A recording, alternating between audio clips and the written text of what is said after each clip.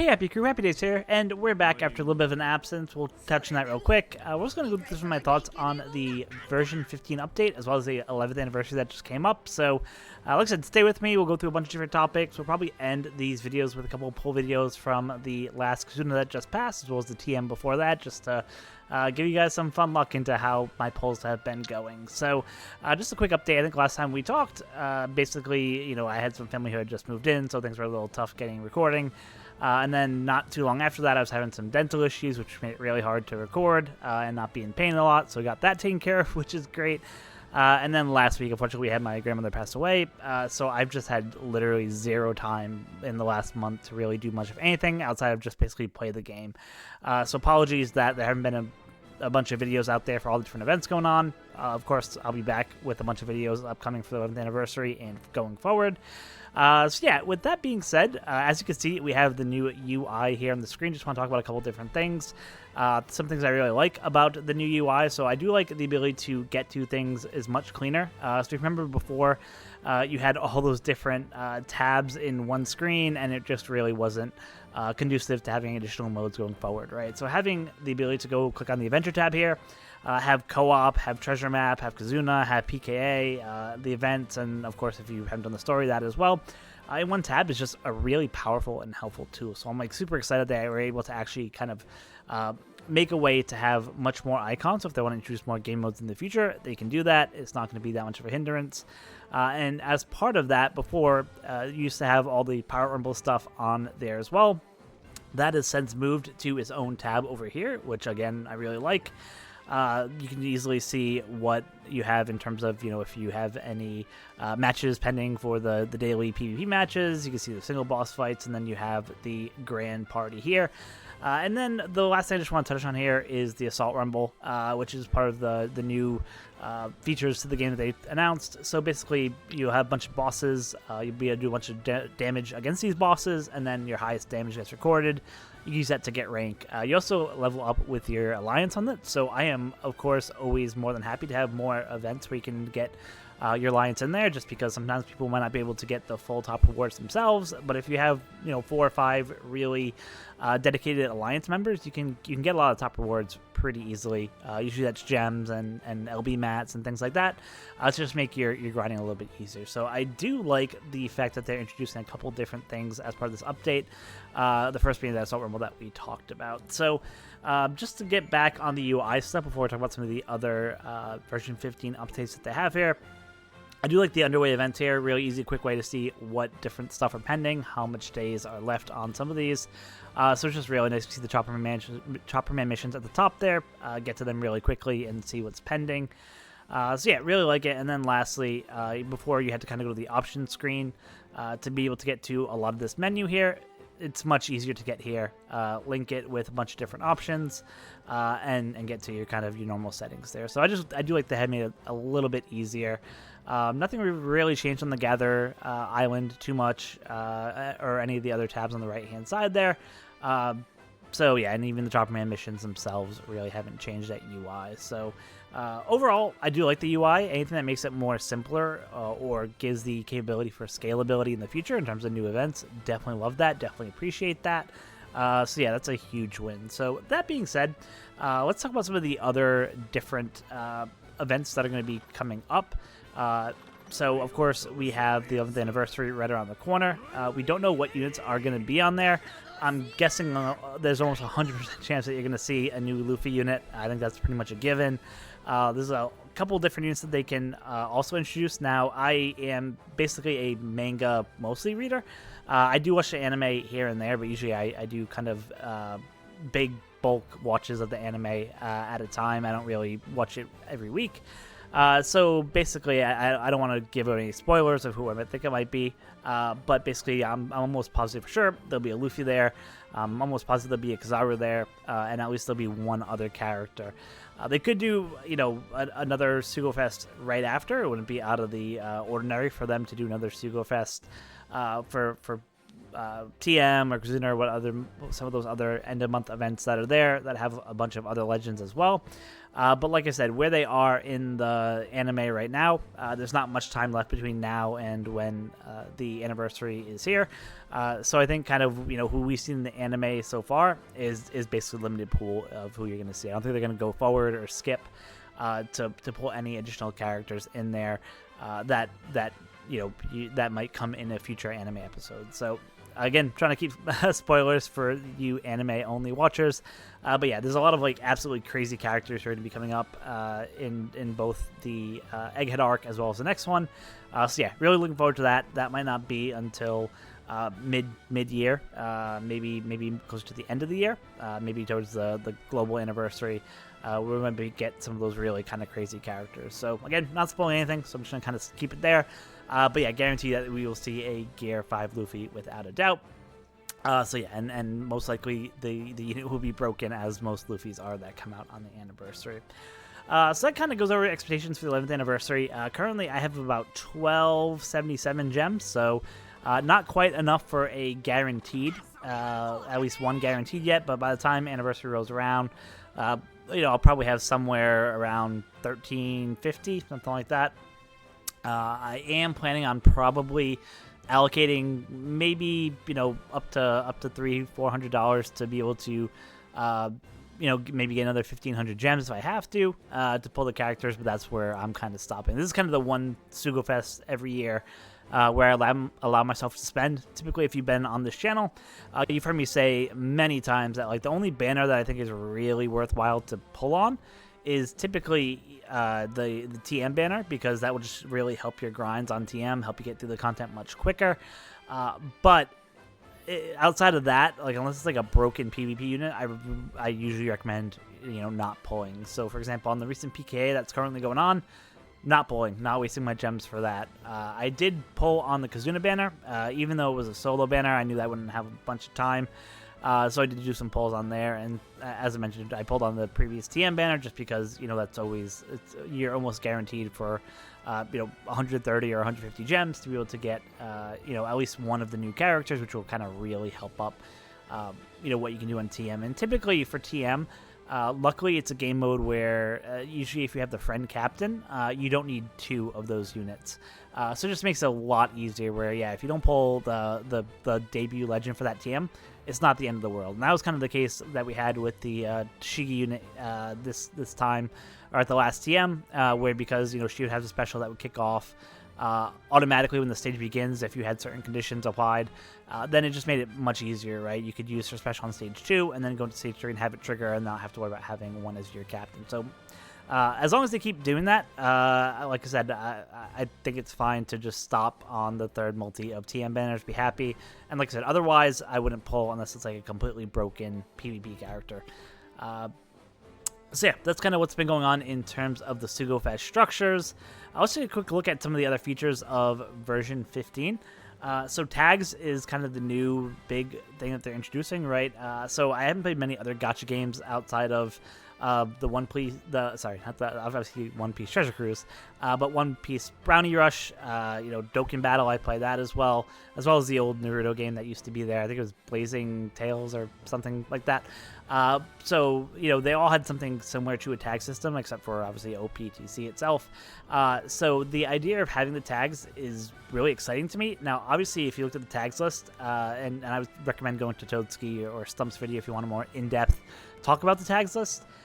There's a whole bunch of tags, and right now there's not a lot of characters that are tagged to all those, but I think the concept itself is really powerful. The ability to basically have multiple units that you might not use otherwise fall into a tag that will be boosted that you'll be able to use is super exciting, right? One of the biggest additions I've done to TM recently, and even Kazuna, is the ability to have different buffs based on colors or classes, right? So you're not just limited to necessarily the boosted units.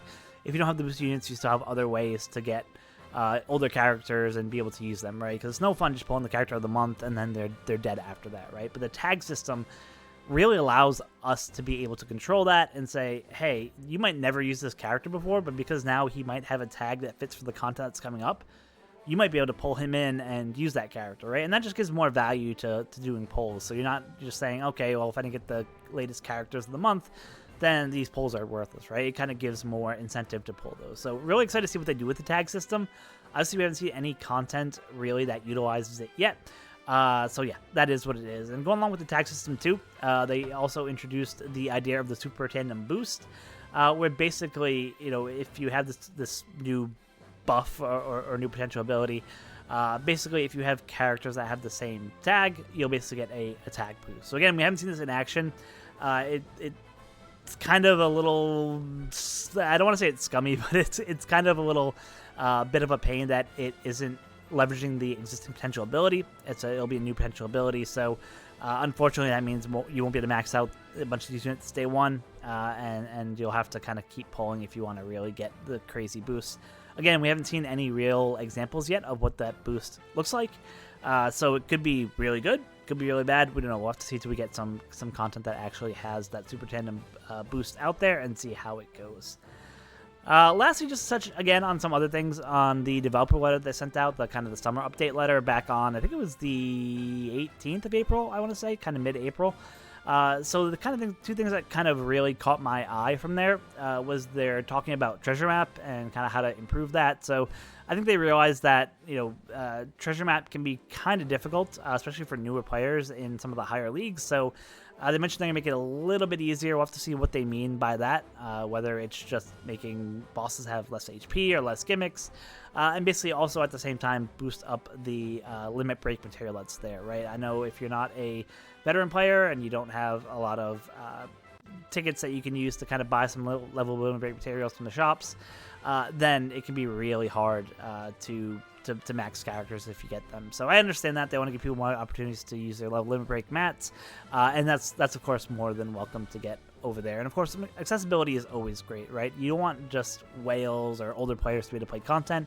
You want fresh people to be able to come to the game, especially because of the hype that's around One Piece right now, and be able to pick it up and feel like they can actually compete. And yeah, they might not get like the best top tier rewards, which is probably another thing that I think they have to kind of completely redo in terms of how they distribute the rewards for TM and the top percentages and that stuff. But I think ultimately making TM more accessible to a lot more players is really good for the longevity of the game and keeping it there. So that caught my eye. And then the other thing that really caught my eye was, and it was just kind of a quick brief mention, was the ability to kind of change how you do the power-up screen. So I do like that auto power-up ability. When it first came out, it was fantastic. For those of us who have full boxes and who do a bunch of pulls, your box gets full like super quick. Or if you've never spent gems to upgrade your box, it'll get full super quick. So having the ability to do that auto upgrade was fantastic from the beginning. So I'm hoping that they kind of expand on that. I don't know what they're going to be able to do to make it better. Maybe there'll be more options. Maybe they'll let you do characters that are powered up too. We'll have to see what happens. But I am kind of excited for that. I think that will end up giving a bunch of good help to newer players especially. And then the last thing we'll talk about, which is just kind of a quick quality of life thing that I complain about every TM internally, is that when you clear a bunch of Chopper Man missions at once, basically, you know, you might have to click OK like 15, 20 times, right? Which is a pain. So they mentioned the ability to kind of group all those, hopefully, into maybe one or two notifications instead, and just do an auto accept for all those and kind of get through those quicker. It'll just make it just a little bit quicker, a little bit faster to get through those runs. Especially if you have the boosted units, you might easily get, you know, 10 plus rewards in one go. It just makes it get through a little bit quicker without having to keep clicking OK until you get to the screen. So yeah, that's going to cover pretty much, you know, the latest updates of what's been going on in the game. I do like the version 15 update. I think the 11th anniversary is going to be absolutely a banger. You're going to want to spend gems here. This is the Sugofest that you wait all year to pull on, because these units will be valuable for the rest of the year. Like, almost guaranteed that you'll be using these units throughout the whole year. Now, when the individual units actually come out, we'll have some videos going through the kind of the pros and cons of each of them, you know, if we think one is better than the other, and also some priority lists on kind of who you might be pulling depending on what your box might be. So once we have all those details, of course, we'll share them. We'll go through those videos, and I'm sure all the other content creators will have those too. So we can kind of really get into the debate of, you know, what characters are the best, and which might have the longest longevity, and who you may or may not use past this event. But typically on these big anniversary events, they're going to make these characters broken, right? So I wouldn't be shocked to see even a 7 times Luffy if that's kind of where we're going, right? With the recent Kuma, I think you get to 6.6. So yeah, it wouldn't shock me if we saw like a 7 times captain with Luffy being the first there. But we'll have to wait and see what happens. Again, this will kind of wrap up just the update portion. Thank you guys so much for sticking with me. Give me some patience while I would go through a bunch of this stuff. But like I said, I am back. My passion for this game has not decreased. I love this game. I love OPTC. And yeah, I just enjoy playing content. Unfortunately, I just hadn't had much time to make video content. But yeah, hopefully that will be of the past, and we'll start getting some videos out there again. So that's being said, let's go ahead and hop into some polls. Like I said, we're gonna do the TM first, see how we did there. Hopefully we didn't get shafted. Like I said, because we were saving gems for anniversary, I'm not doing like a ton of multis on these. I think on both of these I'm doing 3 multis each. So these are kind of reaction videos to those polls, just because I recorded them at the time, but I didn't actually have time to record real time what those polls were. We'll definitely do that for anniversary, so you'll actually see what's there. But yeah, for now, for the Kizuna and for the TM polls, it'll just be kind of a reaction video of what my thought process was as I was kind of going through these multis. So that being said, let's go ahead and get right into it. Start with the TM video and see what happens. All right, for the TM banner, obviously the Tashigi unit here was the unit to go for. You had Hiyori as well as Perona there as the rare recruits for this batch. So yeah, we're like I said, we're going for 3 multis. First was a discounted 30 gem, I believe, so it was only 130 multis, so not terrible. Like I said, TM banners I have really no problem pulling with, and just going for the first, recommended character there or new character step. I think it just makes a lot of sense to just go for it. Just makes the grind a lot easier. So you can see, as normal with discounted multis, like my luck here was just absolutely hot garbage. No legends there, so that was kind of obviously a disappointment, but that kind of, it is what it is, right? Sometimes that happens with OPTC. Again, only 1 cut-in, so obviously it's a little bit disheartening when that happens, and this is why I said for these TM banners, I usually don't recommend chasing and going up to 30 multis to get the new legend. It's almost never worth it. So yeah, like I said, 130 gems is what it is. Again, second multi here. This one was a 50 gem multi. Unfortunately, no legends here either. A bunch of rare recruits which I've already maxed out. So yeah, let's go. We'll do pull 3. See what happens. And sorry, I think we're actually gonna look to pull 5. I think for part 1, pull 5 is where you can get the new character. Now we did get up to the 3rd cut in there. So obviously you do like to see that. That's always a plus. And we did get a red on the 10th poster there, so let's just quickly kind of skip through, see if hopefully we got someone good. Now the problem with having, obviously, almost every single unit in the game is that a lot of these are just kind of, that's actually a good pull. I haven't fully maxed out that Nami and Carrot, so it's actually really good. But yeah, unfortunately, having that many, sorry, step 4 is where we have the new characters. So yeah, we're going to stop here at the step 4. So yeah, it ends up being 230 gems. 180 gems altogether with the 30 multi at the beginning to get a new character, right? Which is one of the 3 that we mentioned. So yeah, I have no problem going to that. Typically, a normal person could probably get somewhere in the order of 200 to 400 gems a month, right? Just depending if you do high on rankings, whether you are doing hey, there we go. Well, we got the Hiyori there. So yeah, unfortunately that was not what we were hoping for. We were hoping for the Tashigi unit there. But as I mentioned, the benefit of this TM was that the Tashigi had the ability to basically have her special activate on the next stage. So you only needed a friend captain and you were completely fine, which there were plenty of TM friend captains here to use. So yeah, that's what we ended up doing for this TM. Kind of a bummer that we had to, spend the 180 gems and only got that unit. But it is what it is. Our luck wasn't that great. Let's see if our luck gets any better on the recent Kizuna banner that we had. Alright, so on to the Kizuna pulls that we're doing here. Obviously on this one, Sabo and Bonnie were the key units here. Cobra was also the other legend that was here that was part of there. Again, we're just going to 3 multis, seeing what happens. Not really expecting too much for Kazuna banners. Figured just take a shot, 150 gems, see what happens there. But yeah, so this is going to be a pretty short pull video. As you see from that first multi, we unfortunately didn't get really any legends there. Just is kind of is what it is. So unfortunate for us. Going into multi number 2, again, animations were not good. This is why, again, I don't recommend pulling on these Kazuna banners, particularly on the ones where it is the solo Kazuna. If it's an Alliance Kazuna, you can maybe make the argument that you want to help out your Alliance, get more tokens to the super bosses, get more tickets. But yeah, on single alliances, I would not recommend kind of going hard in terms of trying to pull the Kazuna unit. So again, this is going to be the last multi number 3. Not a lot of great animations. Now, unfortunately for Kazuna banners, it kind of psychs you out, because if you get the debut legend, it doesn't cut in like it would for if you were pulling on one of the other main banners. So that's kind of the tricky part, is that even if you don't get good animations, you could still end up pulling a legend here. So red ticket here, secret red, Robin Koala. We have a bajillion copies of that unit, unfortunately.